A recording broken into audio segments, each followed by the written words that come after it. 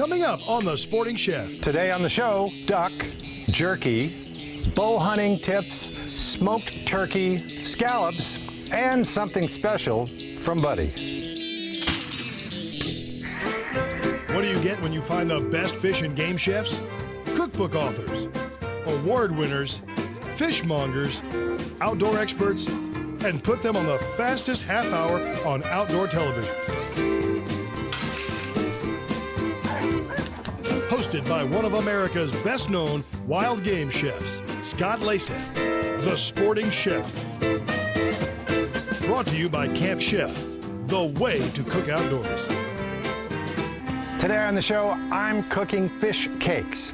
Think crab cakes, think fish cakes. This is my go-to recipe when I'm not quite sure what to do with fish, or if I have some random pieces of fish in the freezer. Let's say you've got a little bit of snapper, a little bit of striper, maybe some flounder, maybe some crappie. Crappie makes excellent fish cakes.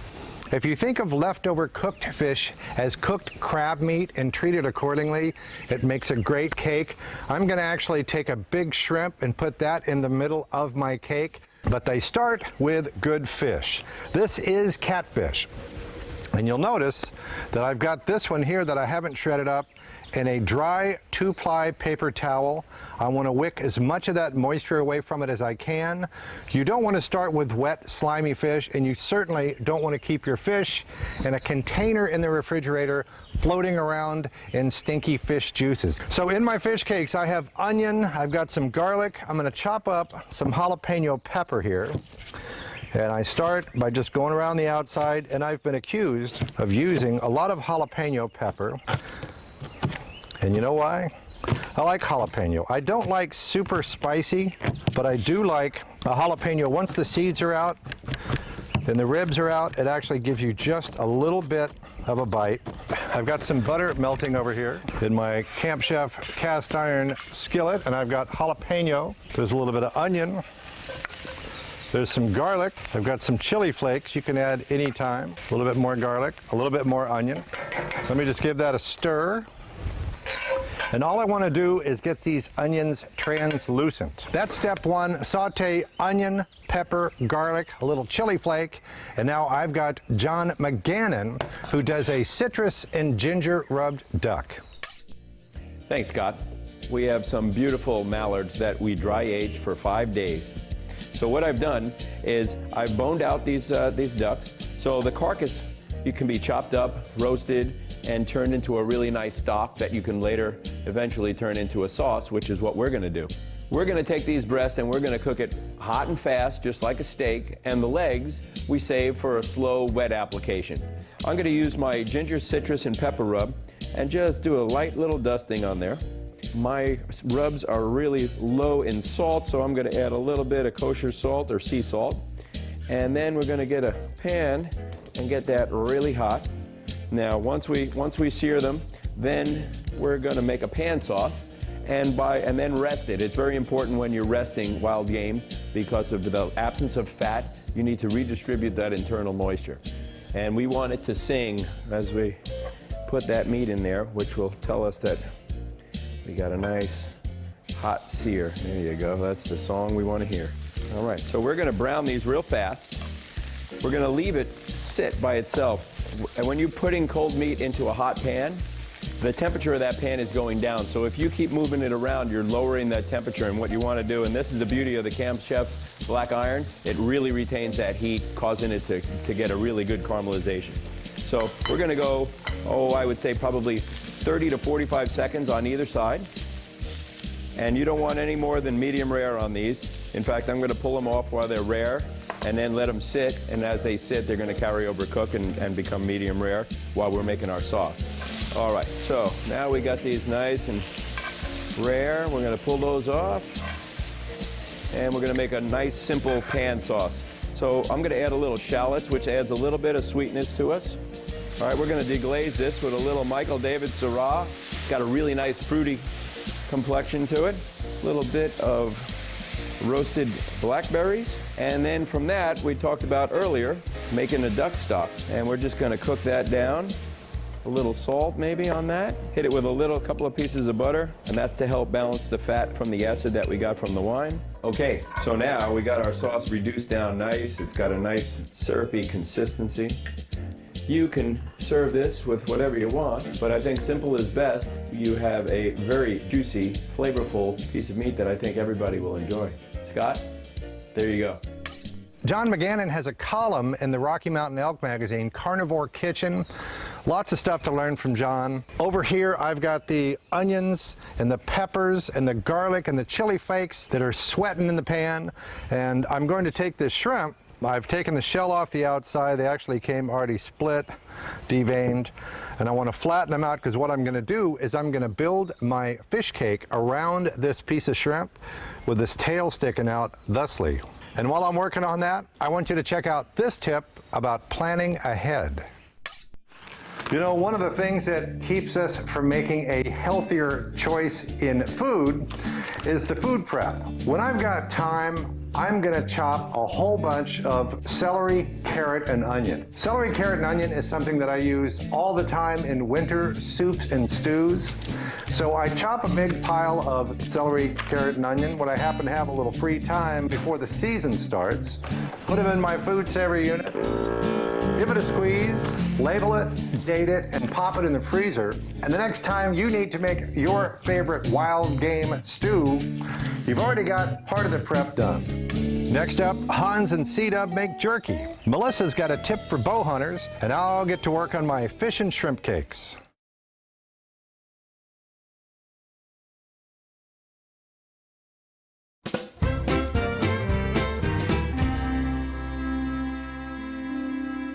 Welcome back to The Sporting Chef. I'm Scott LEYSATH. I'm making fish and shrimp cakes.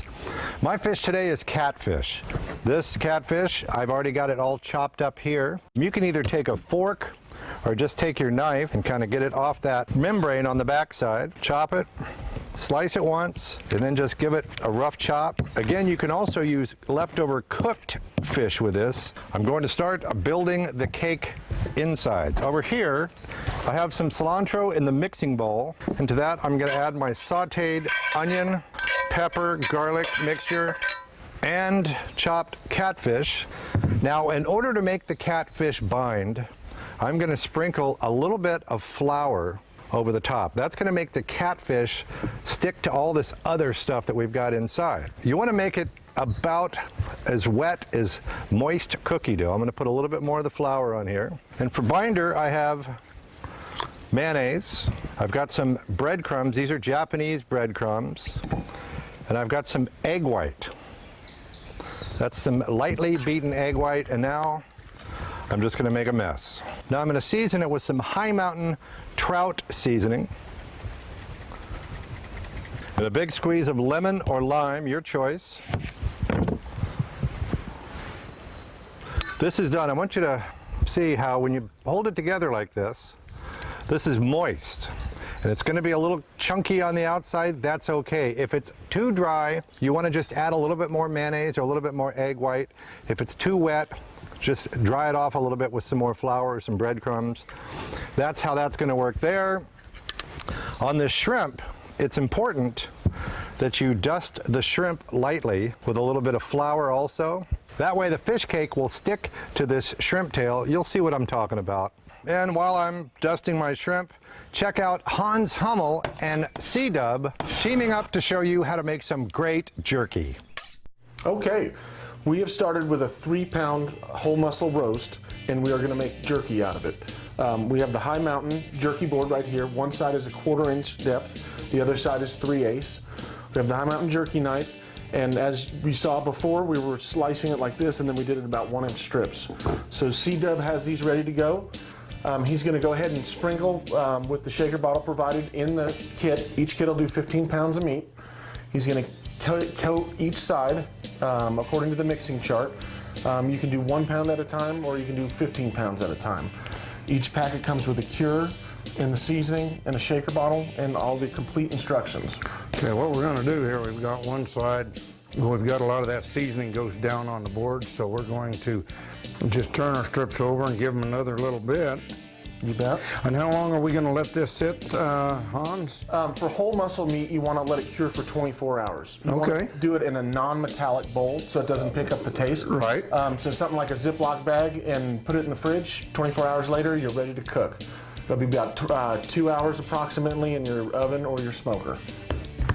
And then I'm just going to make sure I get all of those seasonings off the board. And this really helps too, work it into the meat, get that flavor down in there a little bit. These are going to cure. We've got this batch right here that has been in the fridge for 24 hours. Okay. We'll go ahead and lay that out. You'll notice when it's cured, it's got a little bit of a pink color to it. And what's your favorite wood to smoke your jerky with? You know, hickory. I like hickory sawdust actually. Okay. I think it's more controllable in the sawdust form. That's just my preference. But I like to dampen it a little bit, soak it before I use it, and just give it a little bit on the front end, and then finish cooking it. You know, a lot of people think that they have to smoke it during the entire time that it's in the smoker. Right. You really don't. You're just burning up extra sawdust. Yes, you are absolutely correct. And you don't even need a smoker. You can do it in your oven. It's that easy. Even a dehydrator, maybe. Yes, you can. But that's what it looks like right before it goes into the oven. The jerky screen allows more airflow around it. You can add more jerky than this, but for demonstration purposes, this works. Just make sure there's airflow around all the meat. Back to the fish and shrimp cakes. A dry shrimp, piece of shrimp that's been butterflied, and it's been floured so that the fish cake will stick to the outside of it. You take the fish cake and you just kind of build that fish batter type stuff around the outside, and you press it down.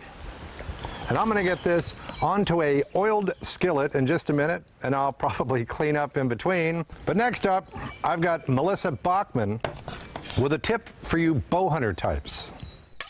When it comes to draw weight, it is super important to get everything set on your bow specifically to you. Now with draw weight, the last thing you want to do is have too heavy of a weight.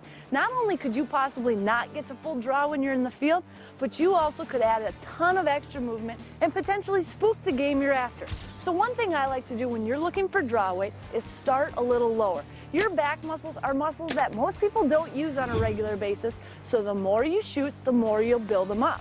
Now, one thing to do, a lot of people wonder, well, what's the best exercise to do to build up those muscles? It's really quite simple. Shoot your bow. That's the best thing to build those muscles up. Sure, there's a lot of things you could do in a gym, but by shooting your bow, you will get much stronger, quicker, and you'll become a better shot. Now, lastly, when it comes to draw weight, start out lower. Most bows come in 10-pound increments, so start out at the low end of it and build yourself up. If you ever get in a situation where you're on your knees or you're sitting, you'll be happy you had a lower draw weight and you'll be much, much more successful. Stacy Harris smokes wild turkey. Miguel Valdez has got scallops, and Buddy makes a dish that's not a soup or a stew. What tidying up after my fish and shrimp cake messy part. I've got the fish and shrimp cakes in the pan on side A, and I'll give them a flip. And now I've got Stacy Harris, who's going to show you how she smokes and brines a wild turkey breast, and it's delicious. Today I'm going to be making a brined and smoked turkey breast. The first thing you're going to do is to pour some water and vinegar, about a cup of water to a cup of vinegar, and I have apple cider vinegar, into a pot, and then we're going to put a couple of other ingredients in with it, like a bay leaf, some salt, brown sugar, some garlic, and you got it made. So I'm just going to put it right in here, stir it up. Kosher salt is not going to dissolve in cold water. As soon as this dissolves, you're going to add the rest of the water to it, you're going to let it cool, and then you're going to add your turkey breast and refrigerate it for about 24 hours. I've been brining my turkey for 24 hours, and it looks like it is ready. It's got a little bit of color to it, and normally it wouldn't, but I like to use this apple cider vinegar, and sometimes the vinegar will look like it's cooked it, but it really hasn't. I have a dry rub here, and I'm leaving one of the ingredients out, and that is salt, because I have enough salt in my brine and my meat is plenty salty. So I'm gonna add some cayenne, just a little bit. I'm adding quite a bit of pepper, some garlic powder, some cumin, and some paprika. I'm gonna add some bacon to this. I'm about to wrap some bacon around this, and we're gonna have a little bit of smoked bacon with our smoked turkey. Now I'm heading out to put this in the smoker.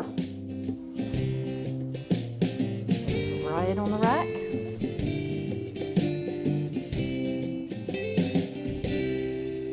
My turkey's done. It smells great, it's gonna taste great. I bring my turkey to an internal temperature of about 150 degrees.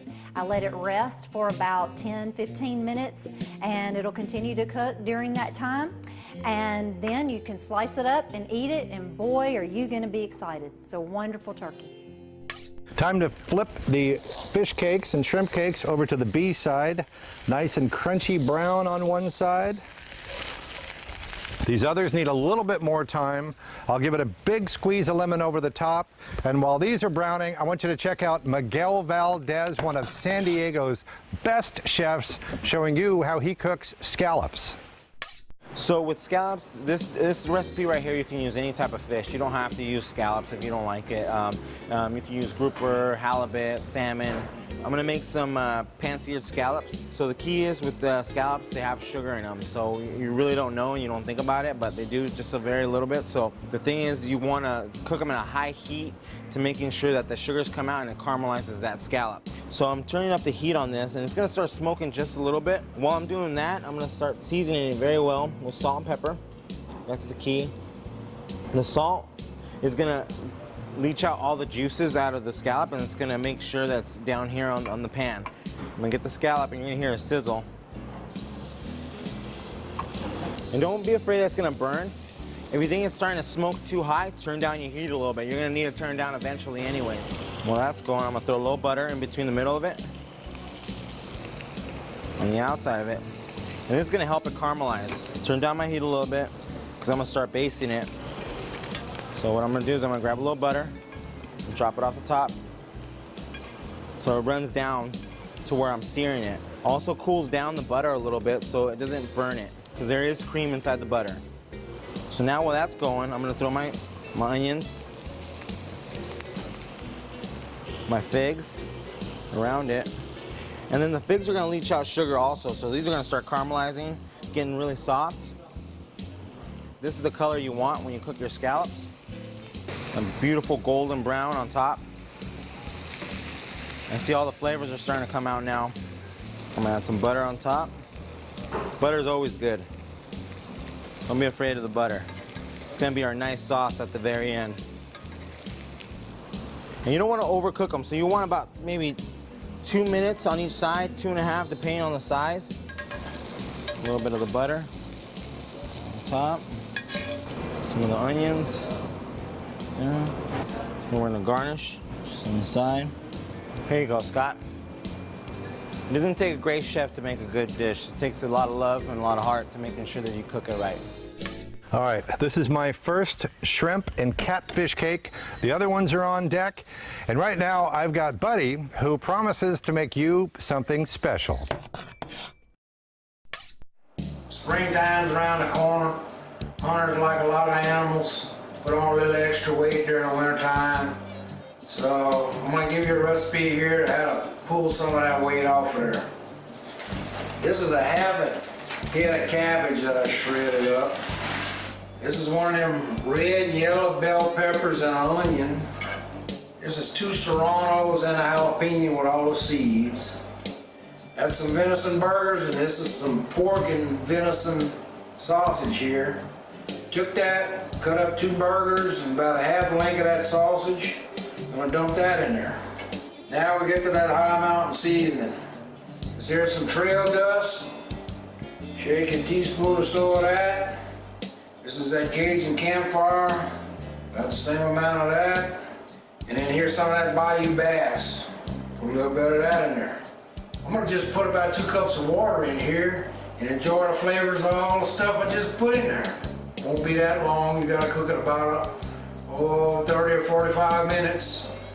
It's not really a soup. It ain't really a stew. It's just one of them special kind of dishes. That juice right there, that's what it's all about. It comes straight from them vegetables and that meat you put in there. So cook you up a pot of it, lose a few pounds, and we'll talk to you next time. I hope you like these shrimp and fish cakes as much as I do. Stay with me.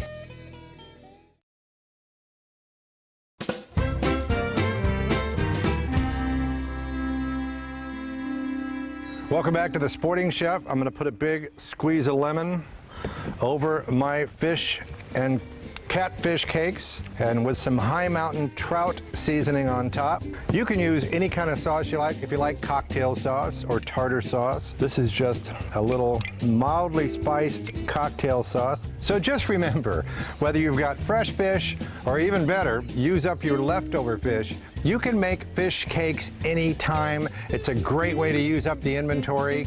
And I want to say a special thanks to the people that participated in the show today. John McGannon, we had Hummel and Cee Dub made some great jerky. Melissa Bachman helped you bow hunting types out. Stacy Harris made a brined and smoked wild turkey. And what was that Buddy made? I'm Scott LEYSATH, the Sporting Chef, and I hope to see you next week right here or somewhere like this. Don't forget to check out sportingchef.com to find out more about all the people you see on the show and hundreds of great fish and game recipes.